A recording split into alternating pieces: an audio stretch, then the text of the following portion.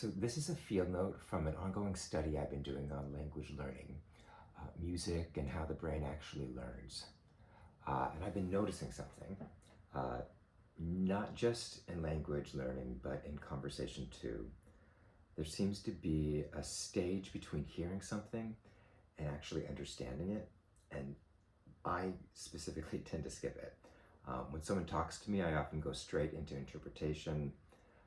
I try to understand it, I try to summarize it, and then I explain it. But I skip actually feeling what they're saying. Uh, and I've started to notice, or I've started noticing that when I do that, something gets lost. Uh, the interaction to me feels a little less alive, a little less immediate. It feels like I'm responding to my interpretation of what they said instead of what they actually said. And I realized I do the same thing when learning languages. I don't really hear the language first. I directly move into translation, or I just move straight into meaning. And I think most learning systems teach us to do exactly that. They introduce a word and immediately tell you what it means. This means that, and the sound gets pushed somewhere underneath the meaning. But language doesn't begin as meaning. It begins as sound.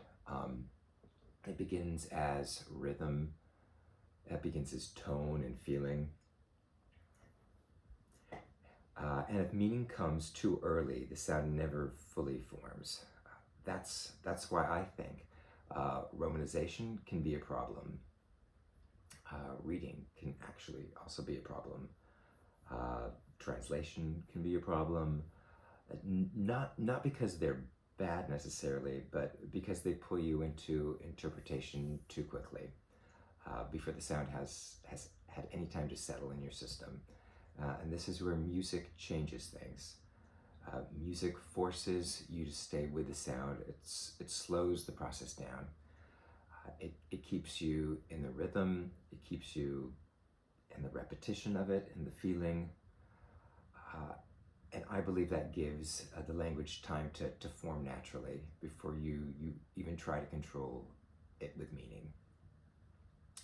I think that's part of why music works so differently for language learning. It keeps the language alive long enough for it to become familiar to you, before it becomes understood. And maybe that's true in conversation too.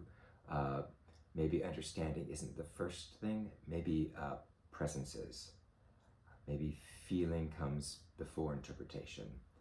And I think maybe language works the same way. Language doesn't start as meaning, it starts as sound, and something closer to feeling. And if you skip that stage, it never really becomes completely natural.